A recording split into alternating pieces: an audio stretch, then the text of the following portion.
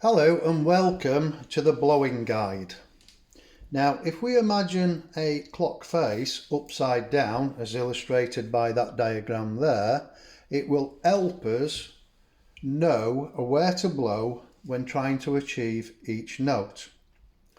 Now as you can see, I've got 5 notes placed out in front of the guide, and what I want you to do is to imagine that those notes is a lit candle. Now if I wanted to blow out the note 1 candle, I would do a gentle blow and I would be able to knock that candle out quite easily.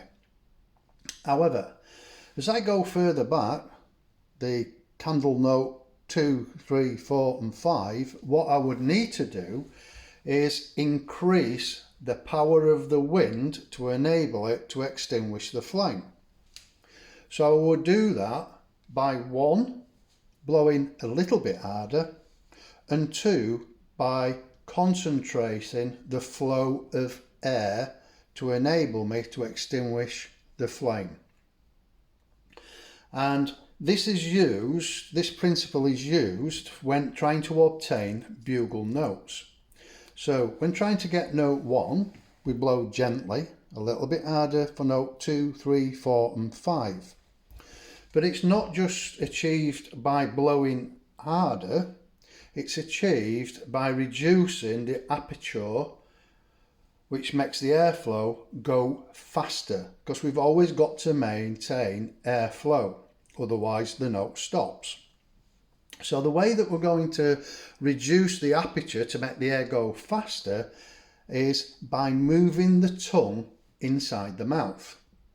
So how are we going to achieve that? Well, for each note, you'll notice in the ring at the bottom, there are some letters. A, E, Da, D and Ta. And by blowing the note and saying those letters for each note, so for note 1 you would say A, note 2 E, note 3 Da, note 4 D and note 5 Ta. And what that does is it moves the tongue inside your mouth. In addition, we're going to blow at the clock face number for each note.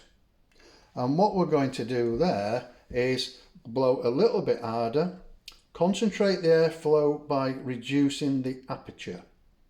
And that will enable us to sound different notes. Now, to help you find out if you're hitting the right note, we use a tuner. Now, the tuner will tell you if you're hitting the correct note. If you look underneath the note number, it's got the note that you need to be achieving. Now, on the tuner, it will just say C, or G, or C, E and G.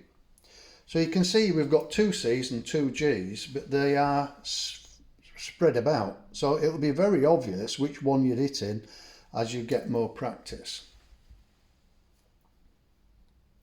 Also, when we start to do the lessons, as part of the lesson I will be blowing the note so you can listen to it and you can try and match it just by the sound and by visual aid of your tuner.